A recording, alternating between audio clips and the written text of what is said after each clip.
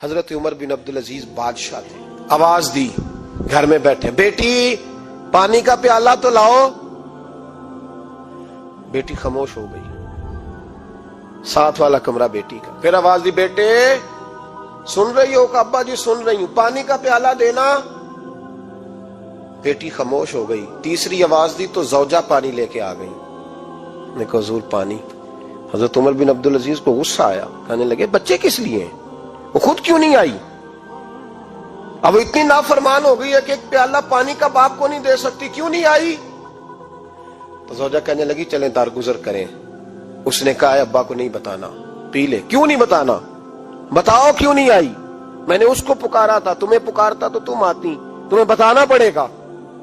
جب بات ذرا آگے بڑھی تو ماں تھی نا, بات بیٹی کی تھی, تو اماں رو پڑی, آنکھوں میں آنسو آئے. کہا کیوں روئی ہو؟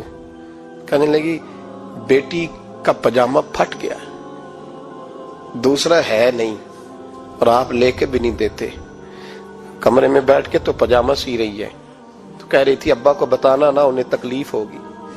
تو وہ اس کے پاس دوسرا ہوتا تو آ جاتی, ایک ہی تھا, تو اس لیے نہیں آئی. حضرت عمر بن عبد العزیز اٹھے, سر سجدے میں رکھا, کہنے لگے یا اللہ تیرا شکر ہے, تو نے میرے بچوں کو بقدر ضرورت روزی عطا فرمائی ہے. یا اللہ تیرا شکر ہے. ایک روایت میں نے پڑھی, کلیجہ منہ کو آیا. مصطفیٰ کریم بیٹھے تھے, تو سیدہ عائشہ صدیقہ رضی اللہ تعالیٰ نے عرض کی یا رسول اللہ صلی اللہ علیہ وسلم, وہ دیکھیں سیدہ فاطمہ آ گئی ہیں, وہ دیکھیں بی بی صاحبہ بغیر بتائے آ گئیں. حضرت فاطمہ الزہرا آئی, تو حضور نے فرمایا فاطمہ بغیر اطلاع کے؟ حضور چھوٹا سا کام تھا. کیسے آئی ہو؟ تو بی بی صاحبہ نے نا, عورتوں کا پلو ہوتا ہے نا چادر کا, پلو کھولا تو ایک روٹی بندھی ہوئی تھی, ایک روٹی چادر میں. یہاں لوگ زیور باندھتے ہیں, دولت باندھتے ہیں, ایک روٹی حضرت فاطمہ نے پلو میں باندھی, کھول کے پیش کی. کہ بیٹے یہ کیا ہے؟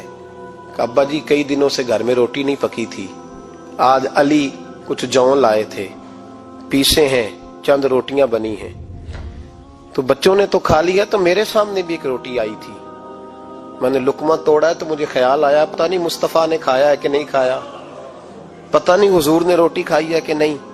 تو حضور میں لے کے حاضر ہو گئی ہوں, مہربانی فرمائیں. تو فرمایا بیٹے بیٹھ جا. حضرت فاطمہ بھی بیٹھ گئی. سیدہ عائشہ کہتی حضور بھی بیٹھ گئے. فرمایا فاطمہ کتنے دنوں سے نہیں کھایا؟ عرض کی حضور 3 دن سے. فرمایا بیٹے میں نے 5 دن سے نہیں کھایا, آ جا. دونوں باپ بیٹی مل کے کھاتے ہیں. روٹی 2 حصوں میں حضور نے بانٹی. فرمایا چلا دی تو کھا, آدھی میں کھاتا ہوں. حضرت فاطمہ نے لقمہ توڑ کے منہ میں رکھا تو رو پڑی, حضور 5 دن سے نہیں کھائی. فرمایا بیٹے چپ کر, ہمارا دنیا سے کیا تعلق, ایک پل رہ گیا ہے, بس اللہ پھر جنت کی ساری نعمتیں عطا فرما. رونے والی بات ہی نہیں ہے اس میں, بس ہمارا کیا تعلق, ایک پل ہے, پھر مالک بڑا کچھ عطا کرے گا. او بھائی, جو کائنات کے مالک و مختار تھے, جو ابرو کا اشارہ کرے تو حضرت جبریل جنت کی نعمتیں لے کے آ جائیں, انہوں نے تو دنیا کی جانب توجہ ہی نہیں کی, ان کا تو خیال ہی نہیں آیا. دنیا ہی دنیا, دولت ہی دولت, ہر آدمی دولت کے ترازو میں تلنے لگا ہے. اب تو کلیجہ پھٹتا ہے. اب تو لوگ پوچھتے ہیں, اور میں کبھی کبھی بڑا مجبور ہوتا ہوں, آزمائش میں آ جاتا ہوں. لوگ کہتے ہیں جناب آپ سے کچھ قرآن کی آیات سننی ہے, آپ کتنے پیسے لیں گے؟ کچھ حدیثیں سننی ہیں, کیا اس کا معاوضہ ہوگا؟